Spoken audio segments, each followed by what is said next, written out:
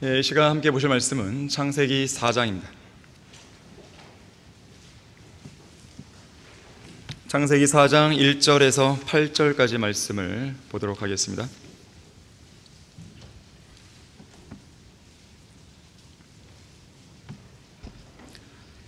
1절부터 보시면, 아담이 자기 아내의 입을 알았더니 그녀가 임신하여 카인을 낳고 말하기를 내가 주로부터 남자를 얻었다 하니라.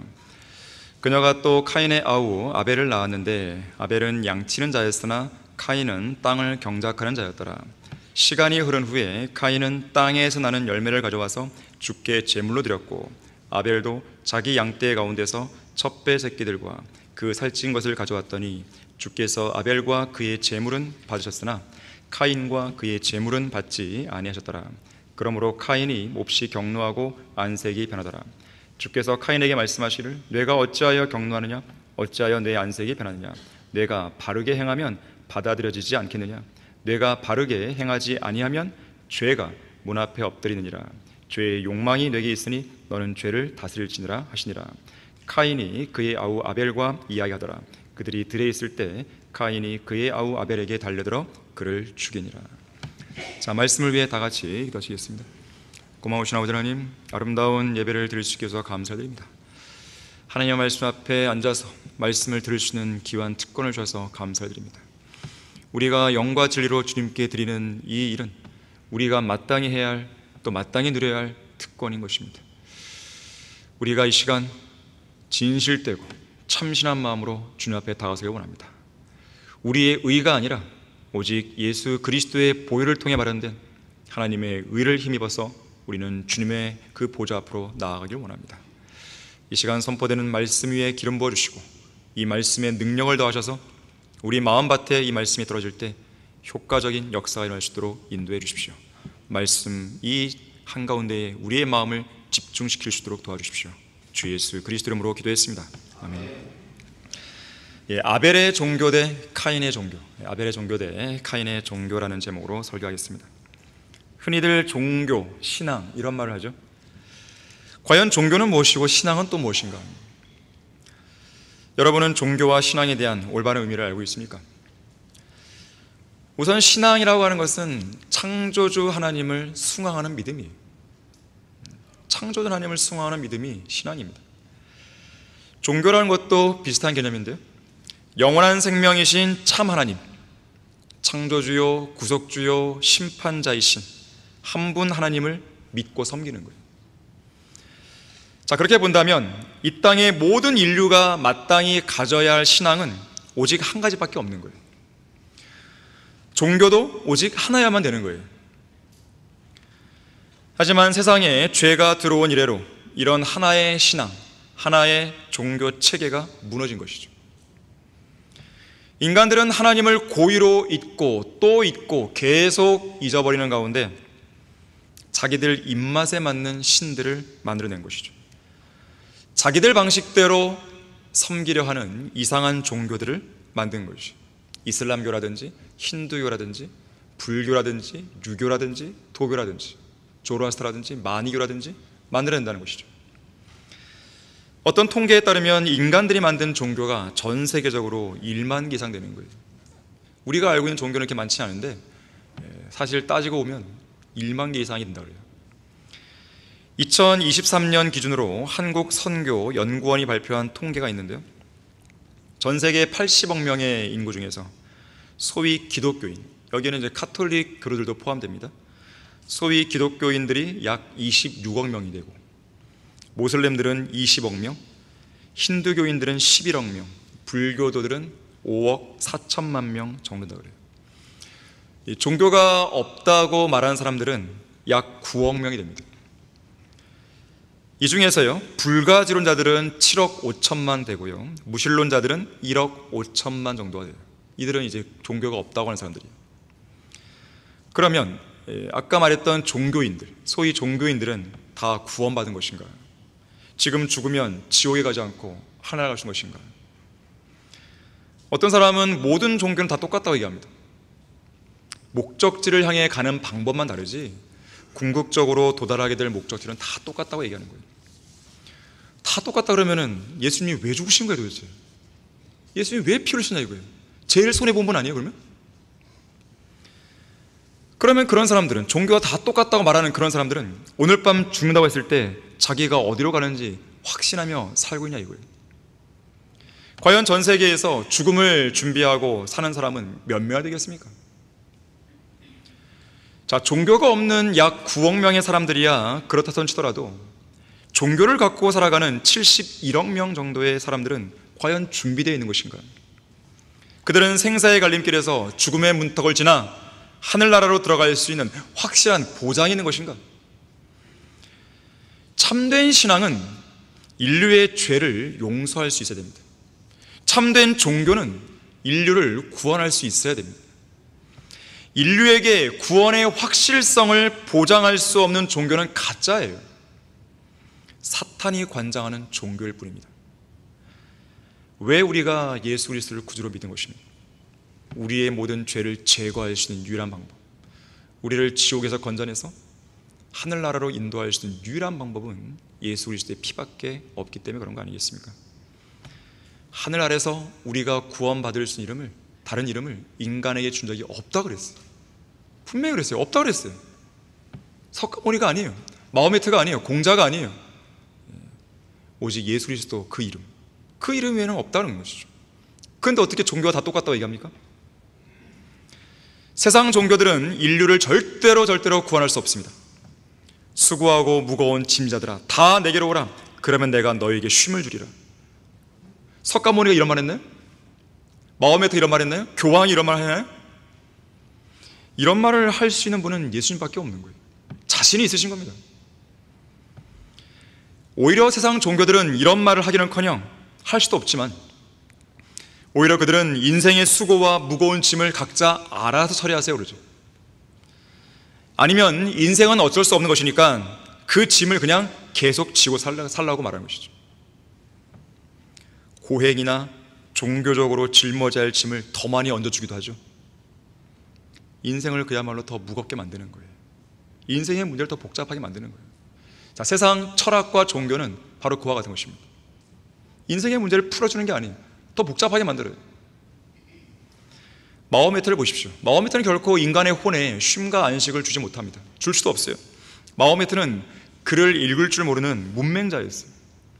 자신의 정욕조차 통제하지 못하는 상습적인 간음자였습니다. 악질적인 거짓말쟁이였죠. 잔인한 살인마였어요. 석가모니는 어떻습니까? 게으름뱅이였어요. 일을 안 했습니다. 가족들을 버려둔 채 나무아미탑을 관세음보살 주문이나 외우고 수행이나 했죠. 평생에 땀 흘려 일해본 적이 한 번도 없어요. 남의 돈이나 축내면서 게으르게 살았던 것이죠. 그게 석가모니예요. 생로병사로 가득 찬 인생에서 아무도 건져주지 못했어요. 기껏해야 윤회한단 말이라 하는 것이죠. 진정한 쉼이나 안식도 어떤 소망도 주지 못합니다. 조로아스터, 크리슈나 마찬가지, 공자, 노자 마찬가지죠. 교황이나 추기경, 사제 마찬가지, 신부들 마찬가지죠. 레닌, 마르크스, 스탈린, 김일성, 김정일, 김정은 다 마찬가지예요. 인민들에게 고깃국 먹게 해준 게 소원이라는데 지금까지 한 번도 못 먹여주잖아요. 자기들은 뒤룩뒤룩 살만 찌는데. 가짜 목사, 가짜 신학자 다 마찬가지입니다.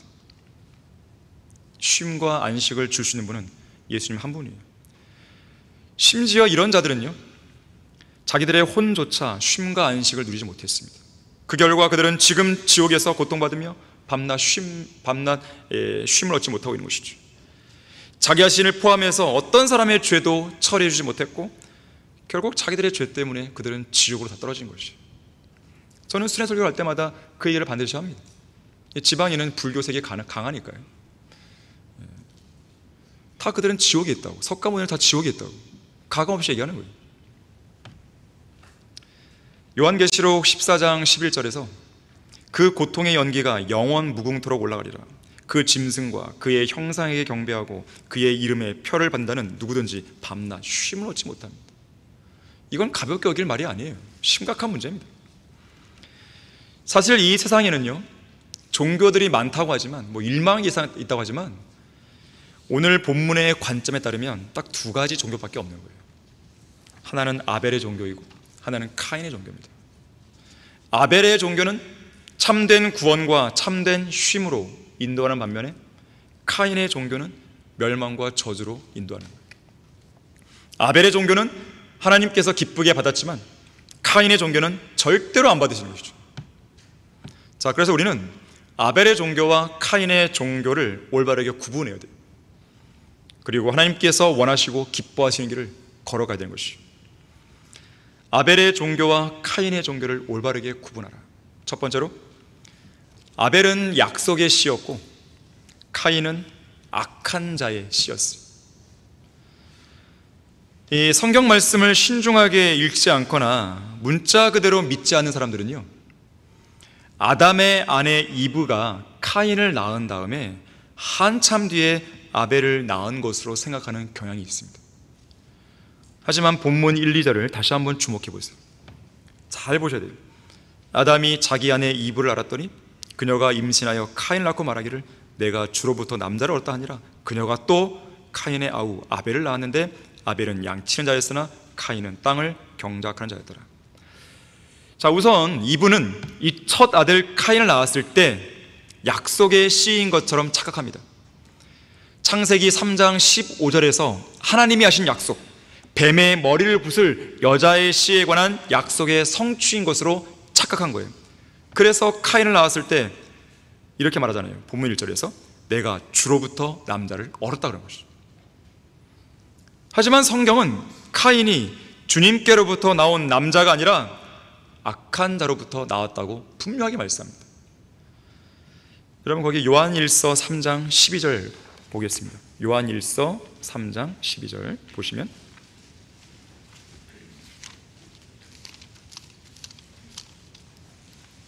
카인의 정체성을 알게 해주는데, 카인같이 되지 말라. 카인은 그 악한 자로부터 나왔습니다. 주로부터 나온 게 아니에요. 악한 자로부터 나왔으며 분명히 말하죠. 자기 아우를 살해하였으니 무슨 연고로 그를 죽였겠느냐? 이는 그 자신의 행위는 악하고 그 아우의 행위는 의로웠기 때문이라 그랬습니다. 자, 카인은 하나님이 약속하신 여자의 씨가 아니었습니다. 악한 자의 씨였습니다. 다시 말해서 카인은 악한 자인 마귀가 대환란 기간에 육화한 존재로 등장할 적그리스도처럼 카인은 뱀의 씨였던 거예요. 카인은 멸망의 아들인 적그리스도처럼 살인자였죠. 거짓말쟁이였죠. 그리고 저주받은 씨였습니다. 반면에 아벨은 양을 치는 목자로서 예수 그리스도의 강력한 예표죠. 자, 중요한 점은 이브가 아벨을 낳은 그 시점이 카인을 낳은 시기와 동일하다는 것이에요. 자, 분명히 본문 2절에서 뭐라 그럽니까? 그녀가 또 카인의 아우 아벨을 낳았다 그랬어요. 잘 보셔야 돼요. 이브가 카인을 낳은 다음에 다시 임신해서 아벨을 낳았다고 말씀하지 않았습니다. 자, 이것은 우리에게 뭘 알려주냐면 카인과 아벨은 쌍둥이였음을 보여주는 거예요. 의학계에서도요, 쌍둥이는 한 달 간격을 두고도 임신될 수 있다는 사실이 이미 정설되어 있어요. 몇 년 전에도 외국에서 그런 사례가 생겼잖아요. 그런가 하면 특별한 경우가 아니라 외모로만은 쌍둥이를 구분해서 인식하는 게 쉽지 않습니다. 우리 교회에도 신영걸, 신영차가 있는데 저는 아직도 구분 못하겠어요. 봐도 그건 모르겠어요. 성경에는 에서와 야곱이라는 또 다른 쌍둥이가 나오죠. 나중에 에서와 야곱도요, 단순한 외모로는 구분이 안 됩니다. 그래서 나이가 들어 눈이 침침해진 이삭이 큰아들 에서를 축복하려 했을 때 에서가 아닌 야곱에게 축복하잖아요. 언젠가 이런 질문을 받은 적이 있어요. 아무리 이삭이 늙었고 또 눈이 침침해졌다고 한들 어떻게 자신을 속이러 온 야곱을, 그것도 그렇게 가까운 거리에서 못 알아봤겠습니까? 이렇게 물은 거예요. 아니, 자기에게 입을 맞추고 가까이 와서, 또 이삭은 야곱의 옷 냄새를 맡고 그의 손까지 만지고, 어떻게 그 가까운 거리에서 야곱을 못 알아봤냐 이거예요. 답은 간단해요. 쌍둥이였기 때문에 그렇습니다. 사탄은 모방자죠. 입으로 하여금 카인을 약속의 씨로 착각하게 만들 만큼, 주로부터 남자를 얻었다고 믿게 만들 만큼 하나님을 아주 그럴듯하게 흉내를 내는 거예요. 약속의 씨를 흉내를 내는 것입니다. 자, 올바른 영적 분별력을 갖추지 못하면 속게 돼 있어요. 악한 자의 씨를 약속의 씨로 잘못 믿게 되는 것이죠. 악한 자의 씨가 행하고 있는 일들을 약속의 씨가 행하고 있는 것처럼 착각하는 것이죠. 악한 자의 씨가 행하는 표적들과 기적들과 이적들을 약속의 씨가 행하는 표적들과 기적들과 이적들로 잘못 믿어버리는 거예요. 정동수의 흔적력이 진짜인 것처럼 사람들이 믿어버리는 거예요. 윤경원의 표준력이 진짜인 것처럼 믿어버리는 거예요. 착하게 만드는 거예요. 아주 가증한 짓을 그들은 하고 있는 것이거든요. 정동수가 성경을 번역한 목적은 다 한 가지예요. 돈 때문에 그렇습니다. 돈을 벌기 위한 것이에요. 어떻게 할 수 있는 것인가? 개역 성경을 칭찬하잖아요. 13구절이나 빠져있고 신약에서 2200단어가 삭제됐고 성경 전체에서 36,000군데 이상이 편개되어 있는데 그게 좋은 성경을 말하잖아요. 목적이 뭐예요? 개역 성경을 쓰는 사람들에게서 인정받는 가운데 자기 성경을 팔아먹기 위한 것이죠. 돈이에요. 윤경원은 뭐냐?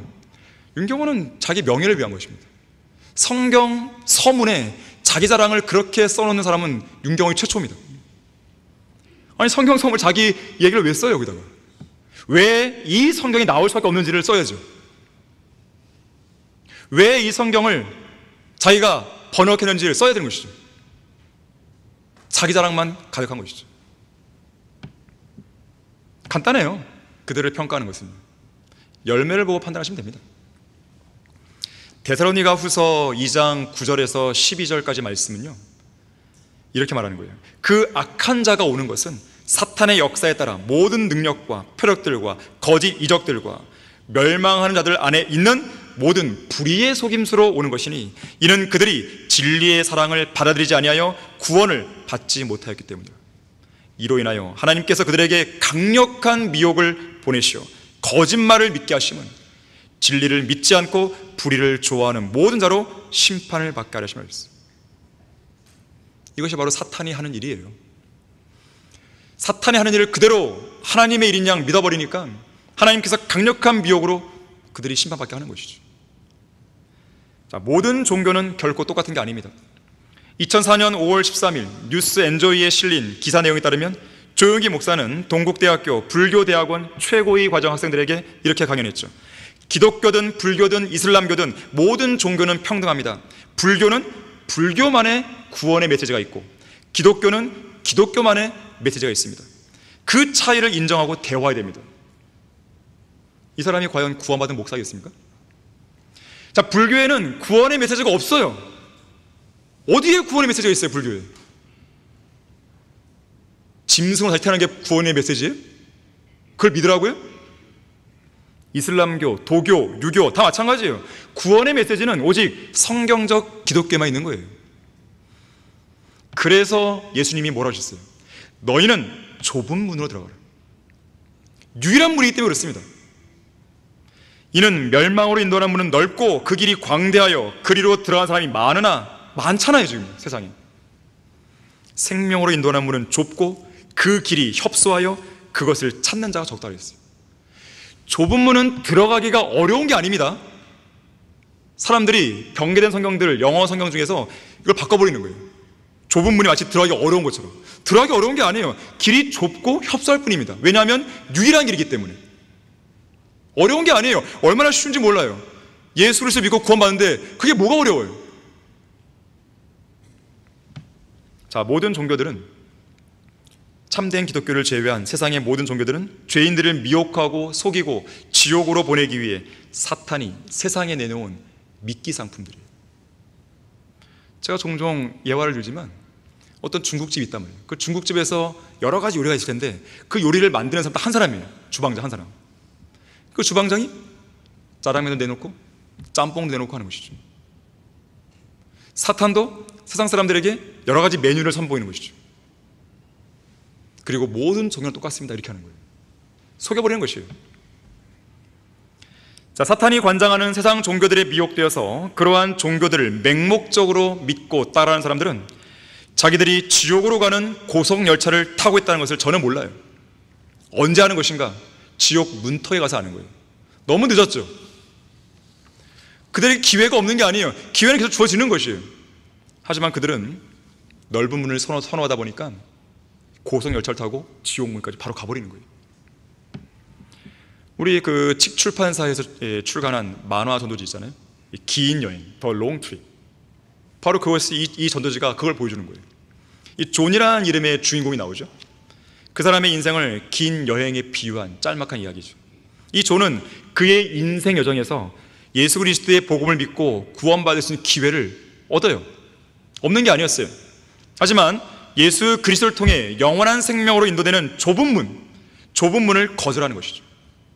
다수를 따라가는 거예요. 멸망으로 인도하는 넓은 길을 선택함으로써 결국 지옥불로 떨어지는데, 그때서야 비로소 자기에게 가짜 확신을 심어주어 거짓으로 안심하게 만든 사탄에게 속았다는 걸 깨닫게 되는 거예요. 그 마지막 장면에서 사탄이 이 가면을 딱 벗잖아요. 가면을.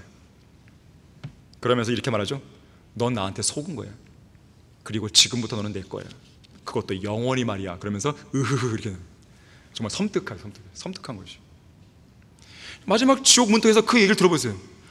이건 정말 그야말로 자신의 영혼을 망쳐버린 거 아니에요?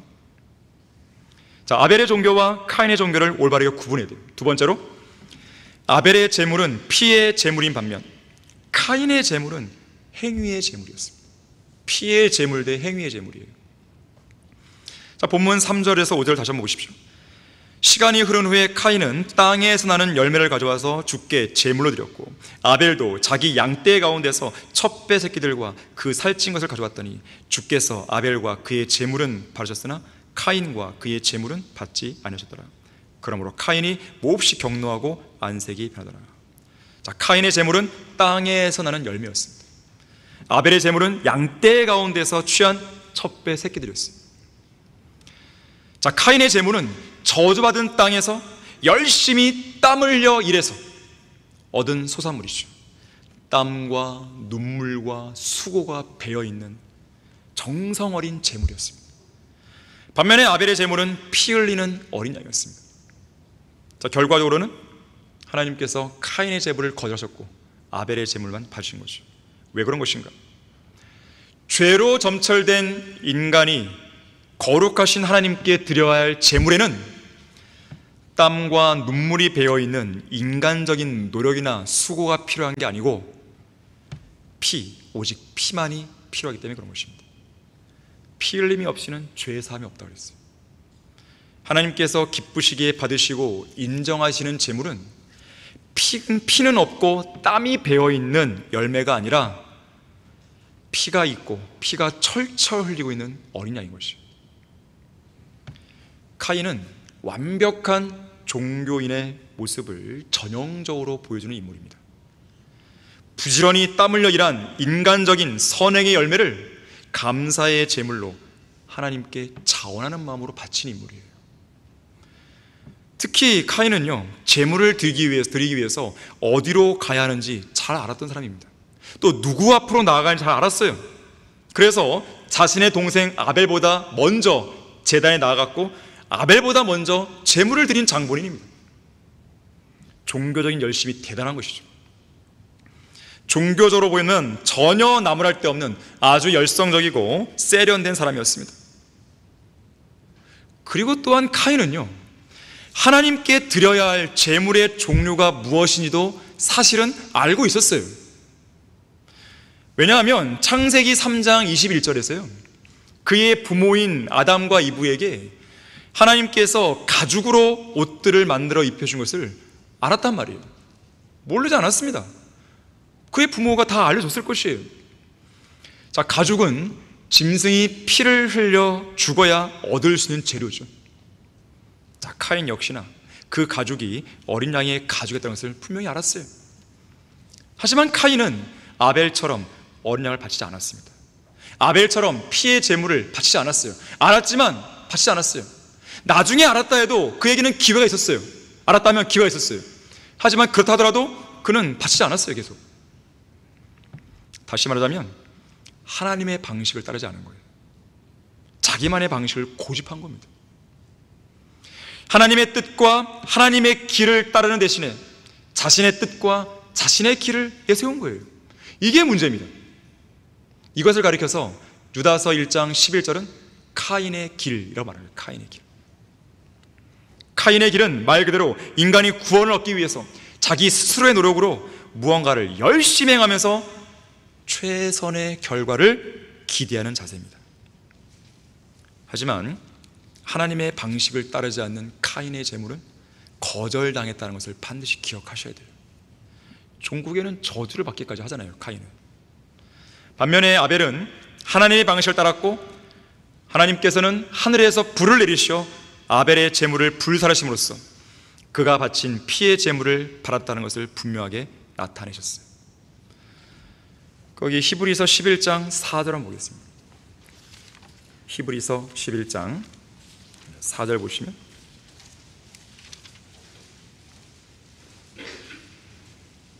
자, 믿음으로 아벨은 카인보다 더 나은 제사를 하나님께 드림으로써 의로운 자라고 증거를 받았으니 하나님께서 그의 예물들을 인정하심이라. 그가 죽었으나 믿음으로 아직 말하고 있느니라. 자, 증거를 받았어요. 어떻게 아벨은 알았을까요? 하나님께서 나의 재물을 받았다는 걸 어떻게 알았을까요? 보통 구약에서 하나님께서 이제 재물을 받았다는 그 증거로 하늘에서 불 내리시는 거예요. 그 재물을 살라버리는 거죠, 불로. 그렇게 하셨던 것이에요. 자, 모든 육체의 생명이 피에 있기에 하나님은 속죄의 피를 요구하십니다. 자, 그래서 카인처럼 음식 제사를 드리기에 앞서서 뭘 드려야 됩니까? 번제, 속죄제를 드려야 되는 거예요. 이 아벨처럼 순서가 있는 것이죠. 특히나 오늘날 이 교회 시대에 요구되는 유일한 피는 예수 그리스도의 피입니다. 자, 누가 지옥에 가는 것인가? 구원받지 않은 종교인들이 지옥 가는 거예요.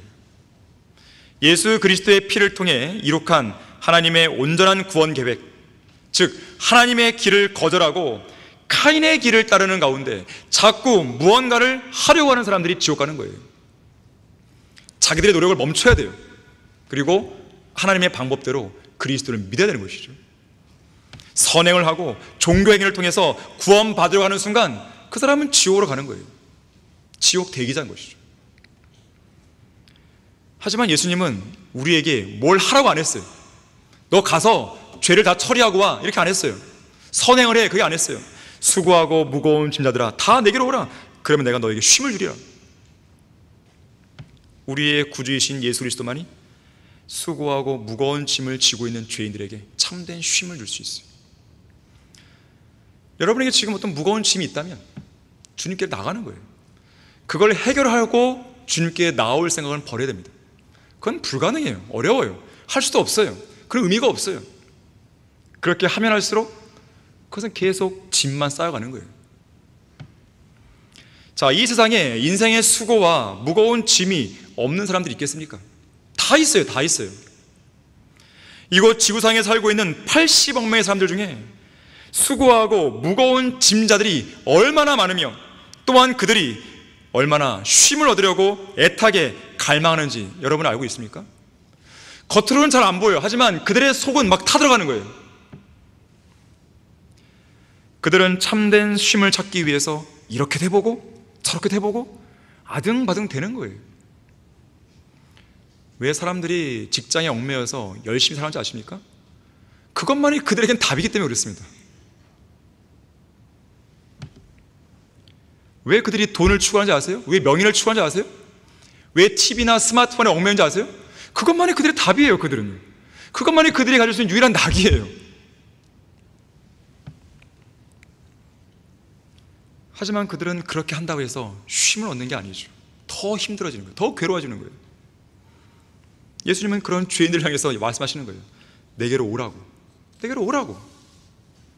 그리스도인의 신앙이라고 하는 것은 예수님이 십자가에서 흘리신 그 보혈로 완성해 놓은 그 일을 믿음으로서 시작되는 거예요. 거기서 쉼이 시작되는 겁니다. 그래서 그 짐을 들고 예수님께 나오면 되는 거예요.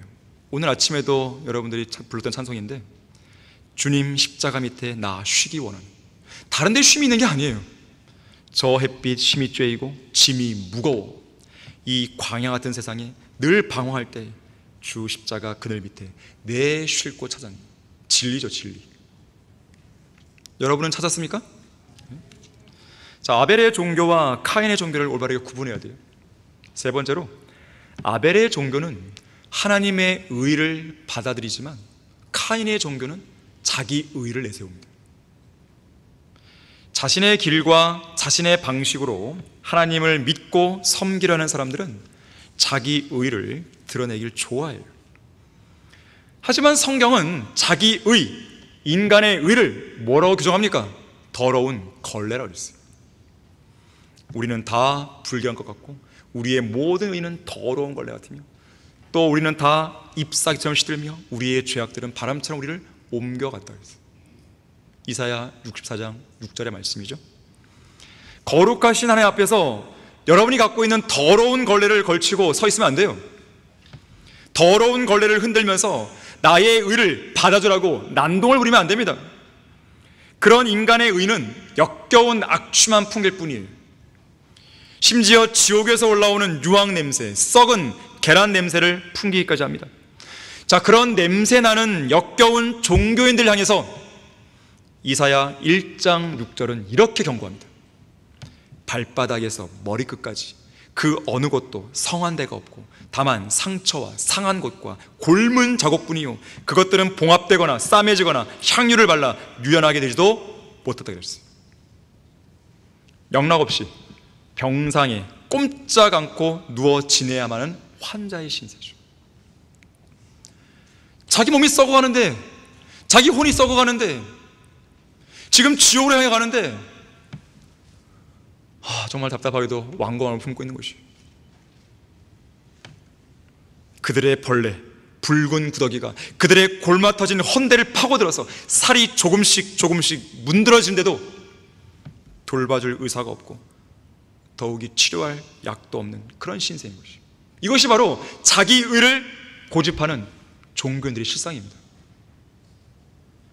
이송호 목사님은 이렇게 말씀하셨어요. 세상에서 흉악한 죄를 지으면 감옥에 보내어 격리시킵니다.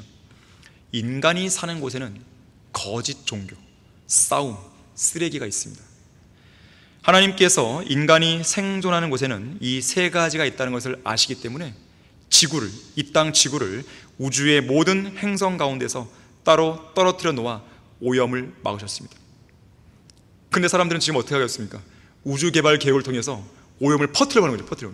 죄를 막 옮기려고 하는 거죠. 지금 하나님께서 그걸 가만 놔두실 수 있습니까? 그렇지 않은 거예요. 이소 목사님께서 말씀하십니다. 아무리 아름답고 좋은 환경이라 해도 지구에는 낙원이 없습니다. 가짜 종교, 가짜 교회는 누가 만드는 것입니까? 사탄입니다. 갈등과 싸움은 누가 만드는 것입니까? 마귀의 자식들입니다. 쓰레기는 누가 만듭니까? 인간이 더럽기 때문에 쓰레기가 나오는 것입니다. 하나님께서는 인간의 의마저도 더러운 걸레 같다고 하셨습니다. 누가복음 18장에 보게 되면 자신의 의를 자랑하면서 하나님 앞으로 나아갔던 바리새인이 나오죠. 자기 자랑합니다. 저는 저 세리와도 다릅니다, 한단 말이에요. 결국 바리새인은 구원받지 못한 채 잃어버린 자가 되어 돌아가죠. 반면에 이 세리, 멀리 떨어져 서서 차마 눈을 들어 하늘을 우러러보지도 못하고 가슴을 치며 하나님이여 죄인인 저에게 자비를 베푸소서 이렇게 하죠.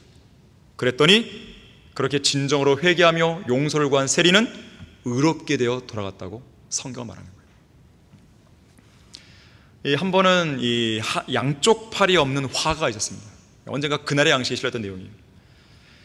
이 양쪽 팔이 없다 보니까 이 어깨에다가 의수를 이제 꽂아놨는데, 그리고 그 의수에다가 붓을 끼워서 성경을 열심히 필사하고 있었어요. 불편한 몸으로 왜 그렇게 열심히 성경을 필사하세요? 이렇게 물었더니 일종의 이 무건 수행을 하는 구도자의 심정으로 자신을 사랑하는 하나님께 보답하기 위해서라고 대답합니다.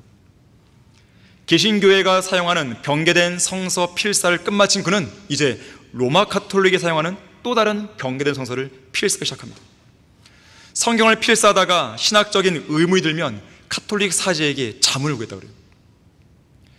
자, 신체적인 장애에도 불구하고 각고의 노력 끝에 성경 필사라는 아주 위대한 소위 예술적 경지를 이룬 이 화가에 대해서 사람들은 대단하면서 높이 칭찬하고 높이 축하 세우는 것이죠. 하지만 이 사람은 구원받지 않은 종교인에 불과했습니다. 불편한 몸으로 무슨 신성한 의식처럼 성경 필사를 완성해냈지만 자기 만족이죠. 그리고 그가 행한 정성의 노력은 그저 인간의 의를 내세운 카인의 제사요, 카인의 종교에 불과했습니다. 만일 성경을 필사해서 구원을 받을 것 같으면요, 초림 당시의 서기관들은 다 구원받았겠죠. 하지만 예수님은 뭐라고 하셨어요? 위선자인 서기관들에게 화 있으리라 그랬어요. 저주를 하신 거죠. 왜냐하면 이들은 자기 의를 내세운 카인의 길을 따르는 자들이기 때문에 그렇습니다. 유다서 1장 11절에서 분명히 말씀했어요. 그들에게 화 있으리라. 이는 그들이 카인의 길로 갔고 그랬어요. 자, 이 시대에 구원받는 방법은 어려운 일이 아니죠. 인간의 더러운 걸레 같은 그 의를 내려놓고 하나님의 의를 받아들이면 끝이에요. 하지만 자기 의를 내세우기 좋아하는 대부분의 사람들은 구원의 단순한 방법에 대해 좀처럼 수긍하지 않는 거예요. 아니, 어떻게 그렇게 믿음으로 다 끝납니까? 그래도 내가 좀 뭔가를 해야 되지 않아요? 바로 그것이 그 사람을 지옥 보내는 거예요. 그들 나름대로 기준과 틀을 내세우면서 구원받는 방법을 복잡하게 만들죠. 믿음만으로는 안 되고 모종의 행위가 필요합니다. 황금률을 지켜야 됩니다. 끝까지 견뎌야 구원받아요. 죽을 때까지는 구원 바라는지 여부를 알 수 없어요. 자기 행위를 의존하니까 그러는 거예요. 그 말이 나오는 거예요. 미사나 새벽 예배, 금요 철야 예배를 빠짐없이 참석해야 됩니다. 창세전에 선택받아야 돼요. 가난한 사람을 도와야죠. 어떤 유명한 교회에 유명한 목사의 설교를 드라마합니다. 그래서 우리가 지난번에 태백 정성 갔을 때 어떤 아주머니는 조용기 목사 설교, 장경동 설교, 그 설교만 듣고 있었어요. 그런데 여전히 구원 못 받은 거예요. 그 설교 듣고도 구원 못 받은 거예요. 하지만 우리 설교를 듣는 사람들은 구원 받은 사람이 있습니다. 그리고 우리 팀 일행이 복음을 전해서 구원 받은 거예요. 유명한 목사의 설교를 들어서 구원 받는 게 아닙니다.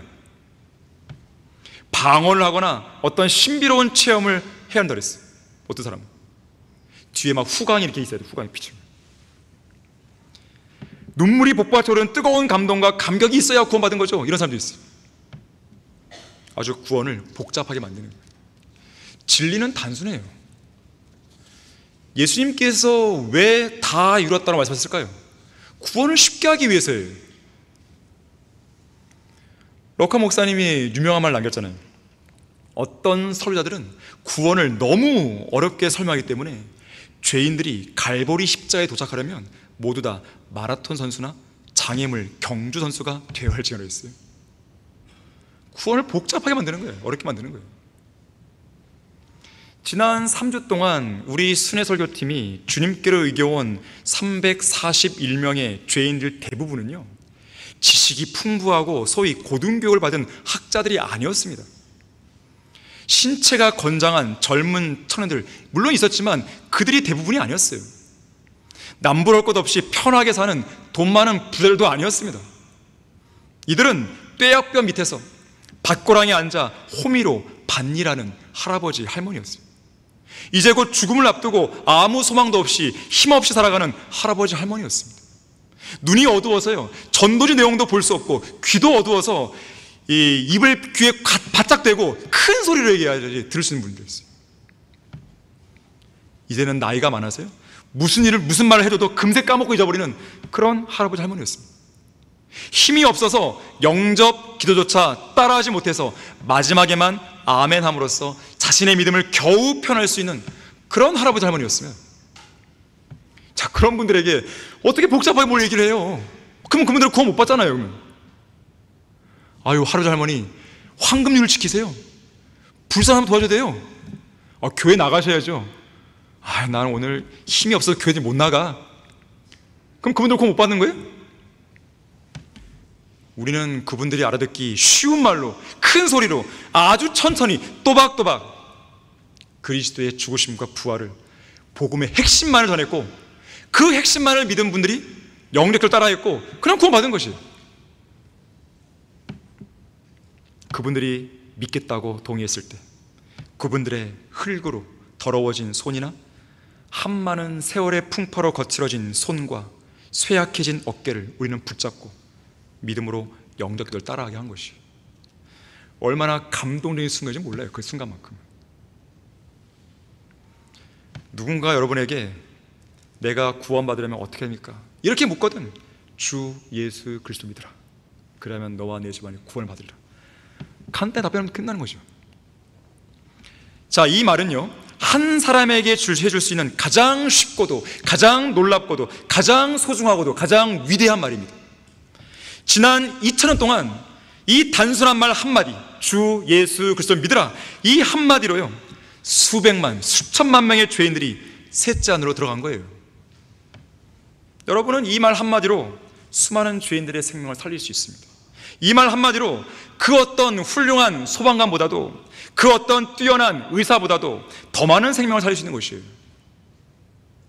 이것이 바로 하나님의 의를 믿고 받아들여 구원받는 아벨의 종교의 위대함인 것입니다. 자, 아벨의 종교와 카인의 종교를 올바르게 구분해야 돼요. 마지막 네 번째로, 아벨의 종교는 하나님의 명령에 온전히 순종하지만 카인의 종교는 하나님의 명령을 절대로 안 따릅니다. 안 따라요. 이상해요. 자기 멋대로 드린 제물이 거절된 것을 보고 매우 언짢아하는 카인을 향해서 하나님이 이렇게 경고하시죠. 6절 7절입니다 주께서 카인에게 말씀하시기를 뇌가 어찌하여 경노하느냐, 어찌하여 뇌의 안색이 변하느냐, 뇌가 바르게 행하면 받아들여지지 않겠느냐, 뇌가 바르게 행하지 아니하면 죄가 문 앞에 엎드리니라. 죄의 욕망이 내게 있으니 너는 죄를 다스릴지니 하시니라. 이 죄는 우리가 이후에 뭐가 나와요? 살인죄. 아벨을 죽이는 것이죠. 자, 사람의 마음속에 생기는 일들을 일일이 아시는 하나님의 판단은 너무나 정확했습니다. 자, 카인이 자신의 방식을 고집하지 않고 하나님의 방식을 따라 올바르게 행했다면, 다시 말하자면 하나님께서 원하시는 올바른 피의 제물을 드렸다면 카인은 하나님께 받아들여졌겠죠. 하지만 카인은 그렇게 안 했습니다. 불순종한 것이죠. 불순종은 죄입니다. 그래서 올바르게 행하지 않은 이 카인 앞에 죄가 바짝 다가온 것이죠. 죄가 문 앞에 엎드렸습니다. 죄는 또 다른 죄를 불러들이는 거예요. 죄가 카인의 마음을 장악하고 지배하기 위해서 벼르고 있는 것이죠. 마치 초원에서 풀을 뜯어먹고 있는, 한가로이 풀을 뜯어먹고 있는 임팔라를 잡아먹기 위해서 풀숲에 몸을 바짝 웅크린 채 숨어있는 사자의 모습 같아요. 인간의 몸은 장막으로 묘사되죠. 장막 문을 여는 순간 죄가 쏙 들어와 버리는 거예요. 그 마음속으로. 미끼를 무는 순간, 죄의 미끼를 무는 순간 낚싯대는 들어 올려지는 거예요. 죄의 욕망이 내게 있으니 너는 뒤를 다질지니라. 이것이 카인에게 주신 하나님의 경고예요. 하나님의 명령입니다. 하지만 카인은 그 명령을 거부했고 죄를 다스리지 못했어요. 결국 인류에게 죄가 들어온 이래로 8절에서 최초의 살인사건이 벌어집니다. 이 사건이 벌어진 때는 정확히 알 수 없어요. 제물을 바친 지 얼마의 시간이 흘렀는지 알 수가 없습니다. 장소는 들이었어요. 들. 카인은 아벨과 이야기하고 있었습니다. 어떤 대화가 오고 갔는지 알 수 없어요. 하나님께서는 그 부분을 기록하지 않았습니다. 그리고 살인사건이 벌어졌죠. 결국 카인은 하나님의 말씀을 무시해버린 거예요. 누구처럼? 그의 부모처럼, 아담과 이브처럼 한 것이죠. 자, 그래서 죄라고 하는 것은요, 하나님의 말씀을 내가 어떻게 대하는가에 따라 죄를 지을 수도 있고 죄를 물리칠 수도 있는 거예요. 말씀을 존중하는 사람, 말씀의 명령에 순종할 의향이 있다면 죄를 안 짓죠. 하지만 말씀을 사랑하지 않고, 말씀을 존중하지 않고, 말씀을 내가 들을 의향이 없는 사람은 죄를 짓는 거예요. 결국 불순종은 또 다른 불순종을 부릅니다. 죄는 또 다른 죄를 초청하는 것이, 죄의 욕망은 또 다른 죄의 욕망을 불러들이는 것이. 자, 그래서 처음에 불순종의 죄를 알았다면 곧바로 빨리 자백하고 버려야 됩니다. 그래야만 그 다음 연이어 다가오는 불순종의 또 다른 불순종의 죄를 막을 수 있는 거예요. 카인은 하나님의 방식이 아닌 자기만의 방식, 곧 인간적인 방식으로 하나님께서 보시기에 좋은 방식이 아닌 자기가 보기에 좋은 방식으로 하나님을 섬기려 했다가 불순종의 죄를 저지르고 말았습니다. 오늘날 카인의 길을 따라서 종교 행위를 하는 사람은 많아도 아벨과 같이 하나님께서 명령하신 말씀에 따라 온전한 제물을 드림으로 온전한 순종을 보이는 사람은 그렇게 많지가 않습니다. 현대 교회들 대부분이 지닌 문제의 본질이 바로 여기에 있는 거예요. 자기가 원하는 방식대로 주님을 섬기려고 해요. 그래서 하나님께서 행하라고 명령하신 것은 제대로 순종하지 않으면서도 행하라고 시키지도 않았는데 그것만 골라서 만들어서 하는 거예요. 이상한 습성이에요. 예를 들면 하나님께서 예수 그리스도를 개인의 구주로 믿고 구원받은 성도들에게만 물속에 잠기는 침례를 주라고 명령했는데 이 명령만 성경적으로 올바르게 실행하면 되는데 제멋대로 물 뿌리는 세례를 주고 또 시키지도 않은 유아 세례까지 만들어서 아기들에게 물을 뿌리는 어리석은 일을 하는 것이죠. 또한 우리의 구주이신 예수님께서 크리스마스, 사순절, 부활절 등의 절기들을 지키라고 지시도 안 했는데 자기들끼리 만들어서 하는 거예요. 또 언제 주님께서 예배 때마다 주기도문을 반복해서 하셨나요?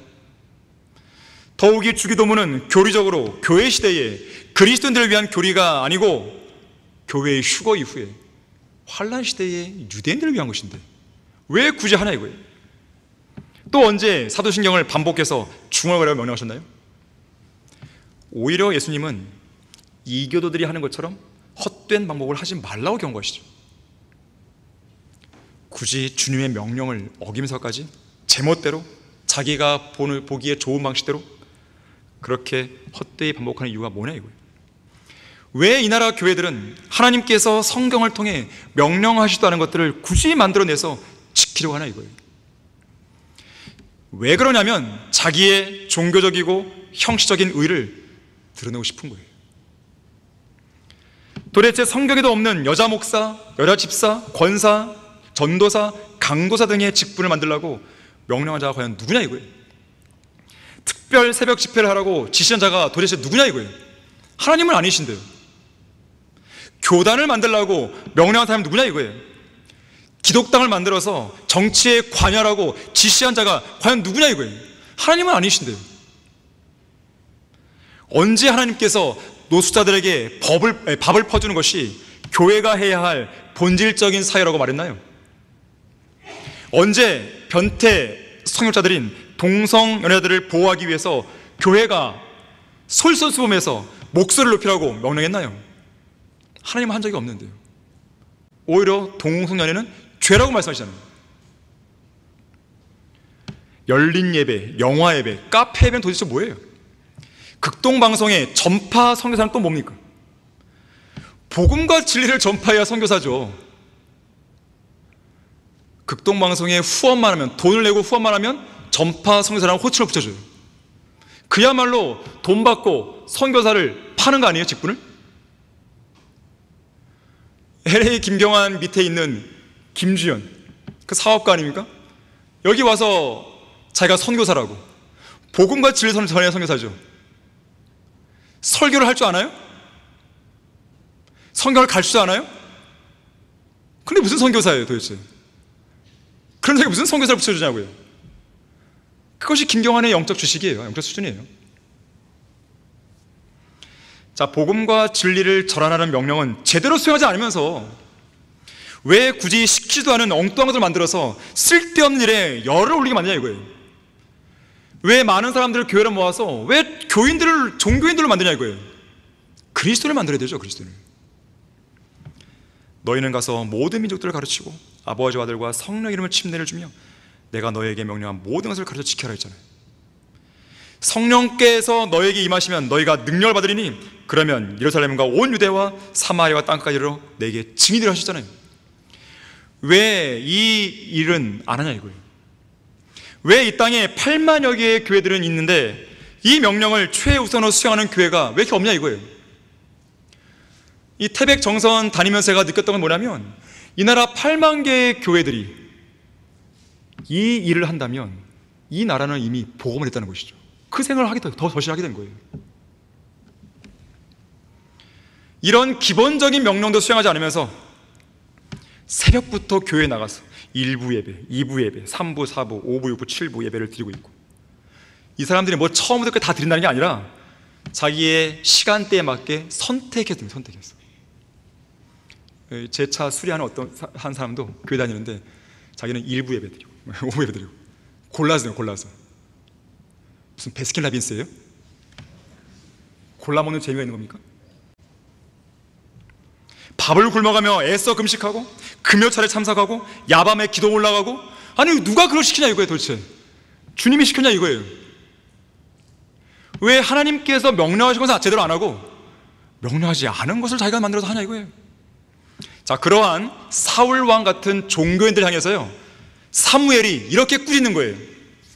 주께서 번제와 희생제를 주의 음성에 복종하는 것만큼 크게 기뻐하시나이까? 아니란 거죠. 보소서, 복종하는 것이 희생 제물보다 낫고 하나님의 명령에 복종하는 것이 무작정 예배를 드리는 것보다 낫다는 거죠. 지금 경청하는 것이 순양의 기름보다 낫나이다. 하나님의 말씀에 경청하는 것이 교회에다가 막 헌금을 갖다 바치는 것보다 훨씬 낫다는 것이죠. 이는 거역함은 마법하는 죄와 같고 완고함은 행악과 우상숭배와 같음이니이다. 주님의 말씀에 불순종하는 것은 우상숭배 같은 거예요. 그거는 왕이 주의 말씀을 거절하였기에 주께서도 왕을 거절하여 왕이 되지 못하시나이다. 이 나라 8만 개의 교회들이 주의 말씀을 거절했기 때문에 하나님도 8만 개의 교회들을 거절한 거예요. 그냥 내버려 두는 거예요. 내버려 두는 것도 또 하나의 심판입니다. 말씀을 거역하는 것은 마법하는 죄와 같아요. 사무엘이 말했다면 마법하는 죄를 지는 사람을 구약에서 어떻게 아십니까? 돌로 쳐 죽인 겁니다. 자, 그래서 우리는 카인의 길을 따르지 말고 주님의 길을 따라야 돼요.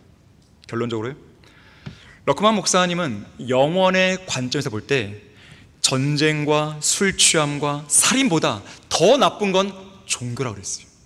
왜 그런지 아십니까? 이 종교가 사람들을 속여서 지옥으로 끌고 가는 거예요. 여러분, 술을 많이 마셨다고 해서 지옥 가는 게 아니에요. 담배 골초라고 해서 지옥 가는 게 아닙니다. 간음자하고 음행자라고 해서 지옥 가는 게 아니에요. 마약 중독자라고 해서 지옥 가는 게 아니에요. 예수 그리스도를 안 믿었기 때문에 지옥 가는 거예요. 아무리 마약 중독자라 할지라도 예수 그리스도를 믿는 순간 구원받는 것이에요. 그래서 종교가 가장 나쁜 것이에요. 술도 안 먹고 담배도 안 피우고 간음도 저진 적 없고 음행도 안 했고 거짓말도 안 하고, 그런데 예수님을 안 믿었어요. 어디 가는 거예요? 지옥 가는 거죠. 엄밀히 말해서 본문에 나오는 카인은요, 종교 때문에 사실 아벨을 죽인 겁니다. 카인의 종교를 따르는 사람들이 아벨의 종교를 따르는 자를 죽이는 거예요.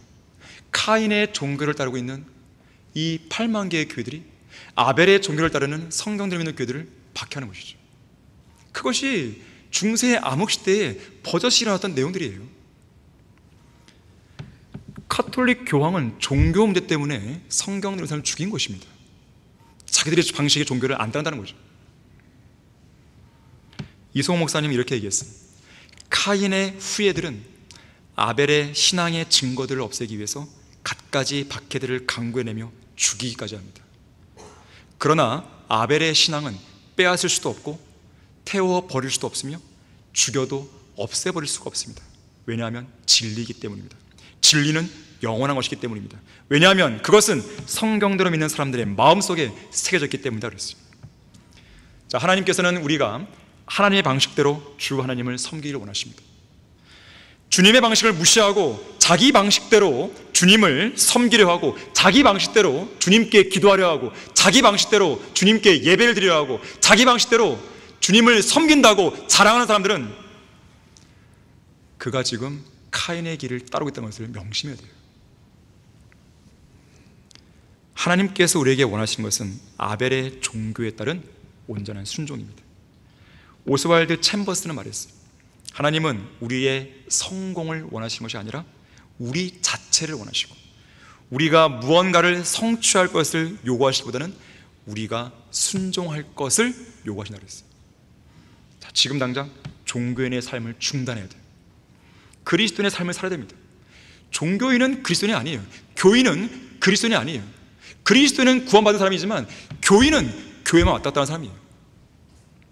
사람의 눈치나 보고 사람을 의식하는 종교적이고 형식적인 모든 거품들을 제거하셔야 돼요. 그리고 온전한 순종을 통해서 참된 경배자, 참된 복음 전파자, 참된 그리스도인으로서의 삶을 살아야 되는 것입니다. 이것이 오늘 설교의 결론인 것이죠. 자, 기도하겠습니다. 잠깐 눈을 감아 보십시오. 다른 사람 볼 필요 없습니다. 여러분 각자에게 묻습니다. 혹시 이 자리에 구원받지 않은 죄인이 있습니까? 내가 지금 생활 돌아보니까 나는 그저 종교인으로 살아왔구나. 나는 구원받은 줄 알았는데 이것이 아니구나. 오늘 설교를 들으니까 나는 그동안 나의 의를 내세웠고 카인의 길을 따라왔지 내가 진정으로 예수 그리스도 믿고 영접한 적이 없구나. 혹시 그런 분이 있습니까? 다른 사람 의식할 필요 없어요. 다른 사람이 여러분을 구원하는 게 아닙니다. 정직하셔야 돼요, 하나님 앞에서. 혹시 그런 분이 있습니까? 한번 손을 들어보십시오. 제가 보일 수 있도록 손을 들어보십시오. 사람은 언제 죽을지 모르는 거예요. 종교인으로 죽으면 그냥 지옥 가는 것이에요. 정직하게 예수 그리스도를 믿고 예수 그리스도 영접해서 구원받은 적이 있냐 이거예요. 그때가 언제인지를 여러분은 가르칠 수 있습니까? 그것이 있어야 되는 것이에요. 자, 그것이 없다면 지금 구원받아야 돼요. 제가 도와드리겠습니다. 혹시 그런 분 있다면 제가 이 시간 기도할 때요, 예수 그리스도 믿겠다고, 구주로 믿겠다고, 예수 그리스도 그 피로 나의 모든 죄를 용서해달라고, 내가 주님을 영접하겠다고 저를 따라 기도하면 됩니다. 기도하겠습니다. 하나님, 저는 죄인입니다. 지금 죽으면 지옥에 가야 하는 더러운 죄인입니다. 하지만 예수 그리스도께서 저의 죄를 제거하기 위해 십자가에서 피를 흘려 죽으시고 다시 살아나셨음을 제 마음속에 진실로 믿겠습니다. 제 안에 들어오셔서 저를 구원해 주십시오. 구원해 주셔서 감사합니다. 예수 그리스도 이름으로 기도합니다. 아멘. 자, 기도하겠습니다. 고마우신 아버지 하나님, 오늘 귀한 말씀을 통해서 다시 한번 우리가 믿는 이 믿음이 얼마나 소중하고 우리가 믿고 있는 이 참된 기독교, 이것이 얼마나 소중한지를 다시 한번 일깨워서 감사드립니다. 우리는 지금 죽으면 어디로 가는지 확신하며 사는 성도들입니다. 다른 사람들은 어디로 가는지 몰라서 종교를 만들어내고 그 종교에 의탁하지만 그것이 그들의 구원의 확실성을 보장해주는 것은 아닙니다.